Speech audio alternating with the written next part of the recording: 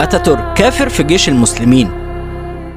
مصطفى كمال أتاتورك كان ضابط في الجيش العثماني وشارك معاهم في الحرب العالمية الأولى. مصطفى ما كانتش أموره تمام مع البشوات الثلاثة اللي مسيطرين على الدولة، وشارك مع الدولة العثمانية في حروبها في البلقان وفي جزيرة جالوبلي. بس بعد الخسارة مصطفى كان شايف إن الوضع مش كويس، وإن البشوات الثلاثة دول هيخربوا الدنيا، وإن الدولة العثمانية لازم تنتهي ولازم تعتمد النموذج الغربي في التنمية. ومصطفى كان ضد كل ما هو إسلامي، وقال نصا: لن أعتمد على كتابا يتحدث عن التين والزيتون. والحقيقة ان العثمانيين برغم عظمة دولتها وطول عمرها الا انها تخلفت عن مواكبة التطور العلمي، بل انها زي ما قال الامام محمد عبده كانت سبب في تخلف المسلمين وتراجع دورهم التاريخي في اسراء علوم البشرية. وكنت اتكلمت عن الموضوع ده قبل كده في فيديو رجل اوروبا المريض واتهرت شتيمة بسببه، فلو عايز تنضم للستة الناس اللي شتمتني روح اتفرج على الفيديو. المهم نرجع لمصطفى كمال أتاتورك العلماني اللي بعد الحرب انقلب على الدولة العثمانية وأسس حكومة سنة 1920 في اسطنبول، وبقى بيحارب الجيش العثماني في الأناضول. وفي سنة 1922 خلع السلطان محمد السادس ونفاه، وفي 1924 ألغى الخلافة وطرد آخر خليفة للمسلمين وبدون حتى إعلان رسمي، وبدأ ينفذ سياسة سلخ للهوية الإسلامية من تركيا. ومن السياسات دي إنه غير الحروف العربية لحروف لاتينية، ومنع الأذان باللغة العربية، وغير قوانين الأحوال الشخصية، وبقى الطلاق والجواز شؤون مدنية مش شرعية، وأغلق 30,000 مدرسة دينية، وقفل مسجد آيا صوفيا وحوله المتحف، وخالف الشرع وحظر تعدد الزوجات، وحارب الحجاب والمحجبات، ومنعهم من التواجد في الأماكن العامة، وعدل الدستور وألغى المادة اللي بتنص على إن الدين الإسلامي هو الدين الرسمي للدولة. مصطفى كمال لما تولى الحكم وبدأ يأسس دولته بدأ يعمل إصلاحات في كل قطاعات الحياة في تركيا، والإصلاحات دي هي اللي مهدت إن تركيا تبقى دولة مهمة في محيطها الإقليمي وفي العالم كله. ولحد هنا وانتهت القصة